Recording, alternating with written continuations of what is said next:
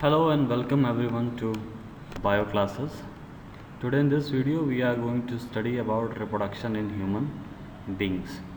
In the previous video we learned about the reproduction in flowering plants.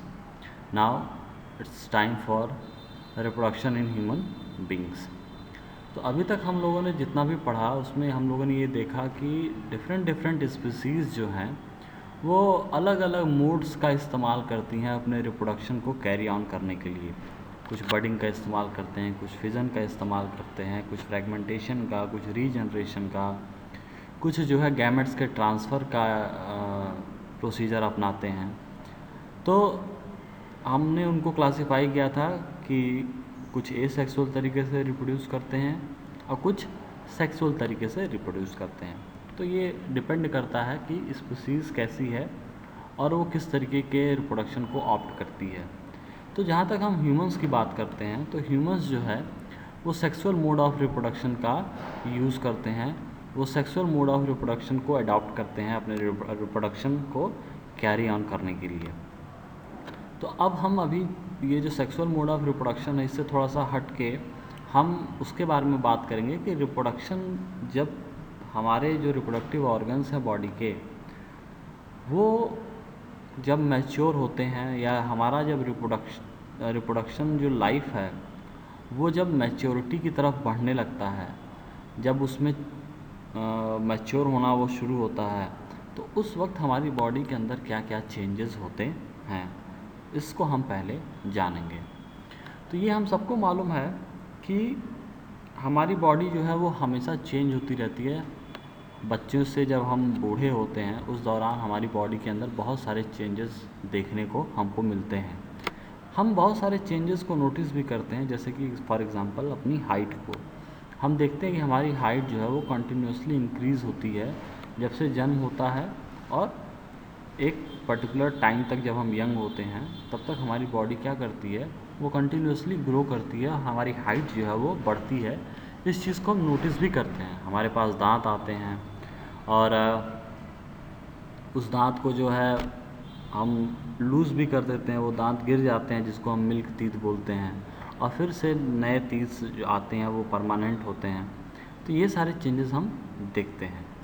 तो ये सारे जो चेंजेस होते हैं जैसे कि हाइट का बढ़ना, दांत का आना और फैट का बढ़ना, मसल्स, तो ये सारे जो चेंजेस हैं इनको हम जनरल प्रोसेस ऑफ ग्रोथ में रख सकते हैं। मतलब ये जनरलाइज्ड प्रोसेस हैं ग्रोथ के, इनको हम ग्रोथ का नाम देते हैं कि ये सारे चेंजेस अगर देखने को मिलते हैं किसी बॉडी के अंदर तो हम सिंपली कह सकते हैं कि वो बॉडी क्या कर रही है, ग्रो कर रही है। और ग्रोथ में होता क्या है कि बॉडी क्या करती है, लार्ज होती चली जाती है, वो बड़ी होती चली जाती है। लेकिन जो टीनेजर्स वाली साल होती है, जो टीनेजर्स वाली एज होती है, मतलब 11 से 12 साल वाली जो एज होती है, इस एज में जो एक नया कुछ चेंज देखने को मिलता है जिसको हम simply as a body enlargement से एक्सप्लेन नहीं कर सकते। उस चेंज को हम सिंपली बॉडी इनलार्जमेंट का नाम नहीं दे सकते हैं।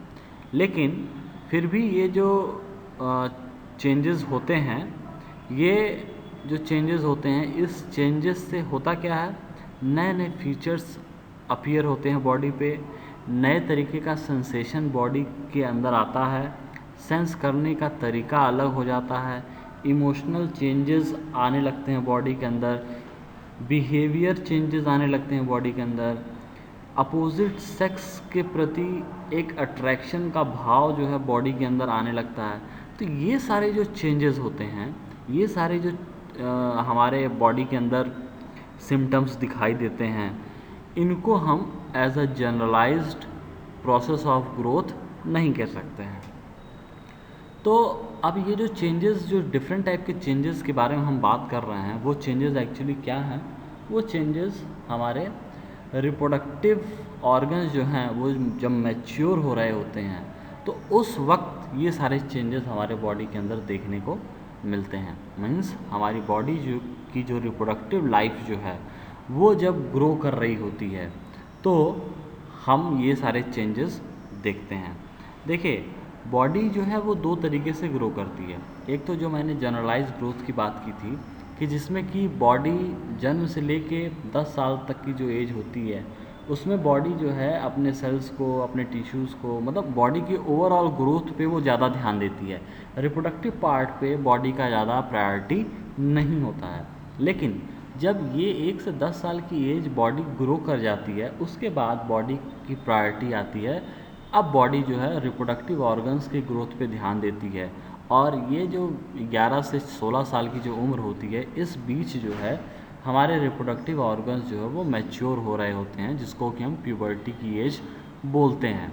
और जब ये ऑर्गन्स मैच्योर हो रहे होते हैं तो उस वक्त हमारी बॉडी के अंदर कुछ स्पेसिफिक अलग तरीके के चेंजेस देखने को मिलते हैं, और वो चेंजेस जो है वो स्पेसिफिकली रिप्रोडक्शन से रिलेटेड होते हैं। तो वो चेंजेस के बारे में अब हम बात करेंगे कि क्या क्या चेंजेस हमको देखने को मिलते हैं। तो सबसे पहले मैंने यहाँ पे समराइज़ किया है कि ऐसे चेंज जो कि बॉयज़ और गर्ल्स दोनों में हमको देखने को मिलते हैं जब हमारे रिप्रोडक्टिव ऑर्गन्स मैच्योर हो रहे होते हैं।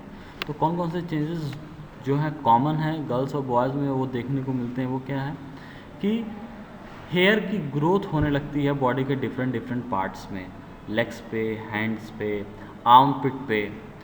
तो यहाँ जो है हेयर की ग्रोथ होने लगती है, और जेनाइटल एरियाज़ में भी, मतलब एब्डोमिनल एरियाज़ में, एब्डोमेन के थोड़ा सा और नीचे जो एरिया होती है जेनाइटल एरिया जिसको बोलते हैं, उस एरियाज़ में भी हेयर के ग्रोथ होने शुरू हो जाते हैं। थाइस के बीच में जो है हेयर के ग्रोथ शुरू होने लगते हैं, और साथ ही साथ जो जेनाइटल एरियाज़ होती है उस वहाँ की जो स्किन का जो कलर होता है वो थोड़ा डार्क होना शुरू हो जाता है।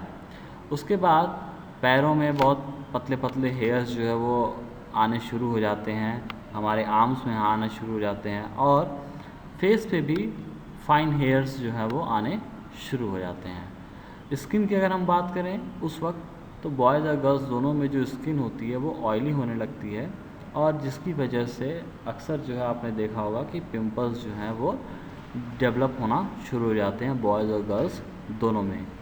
उसके साथ साथ हम अपनी बॉडी पे ज़्यादा ध्यान देने लगते हैं, अपने बॉडी को ज़्यादा अट्रैक्टिव बनाने में ध्यान देने लगते हैं, और साथ ही साथ दूसरों को भी हम अब अलग तरीके से नोटिस करना शुरू करते हैं। उनकी बॉडी के प्रति जो है एक अलग तरीके से हम उसको रिस्पॉन्ड करते हैं। ये सारी जो चीज़ें जो है वो चेंजेस बॉडी के अंदर आती हैं जब रिप्रोडक्टिव ऑर्गन्स जो है वो मैच्योर होना शुरू होते हैं। ये जो चेंजेस हैं ये गर्ल्स और बॉयज़ दोनों में क्या हैं, कॉमन है। अब हम बात करेंगे कि ये तो अभी इससे पहले जो हमने चेंजेस के बारे में बात किया वो बॉयज़ और गर्ल्स दोनों में कॉमन थे। अब हम स्पेसिफिक चेंजेस के बारे में बात करेंगे कि गर्ल्स में कौन से ऐसे चेंजेस हैं जो सिर्फ गर्ल्स में होते हैं, और बॉयज़ में कौन से ऐसे चेंजेस होते हैं जो सिर्फ बॉयज़ में होते हैं।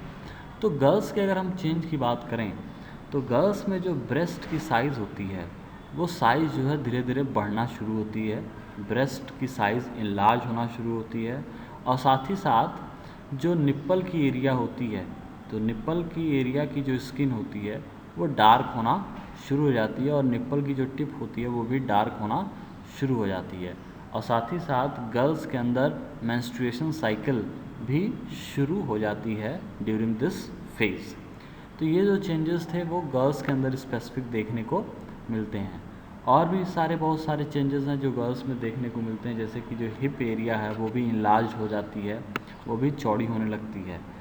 बॉयज़ के अंदर जो चेंजेस आपको देखने को मिलते हैं वो क्या है कि फेस पे जो है थिक हेयर की ग्रोथ होने लगती है, दाढ़ी आना शुरू हो जाती है, और उनकी वॉइस जो है वो क्रैक हो जाती है, एक तरीके से मोटी हो जाती है उनकी वॉइस। उसके बाद पेनिस एरिया जो है या जो पेनिस है वो भी धीरे धीरे ग्रो करने लगती है, और उसके अंदर ये टेंडेंसी आ जाती है कि वो इनलार्ज हो सकती है और इरेक्ट हो सकती है। और पेनिस जो है वो अक्सर जो है डे ड्रीम्स की वजह से इरेक्ट होने लगती है, नाइट्स में जो है पेनिस इरेक्ट होने लगती है। ये सारी चेंजेस जो हैं ये बॉयज़ में देखने को मिलते हैं जब ये रिप्रोडक्टिव ऑर्गन्स जो है वो मैच्योर होना शुरू करते हैं। So this was all for today. We will move on in this segment in the next video. Till then, revise your chapters. Thank you.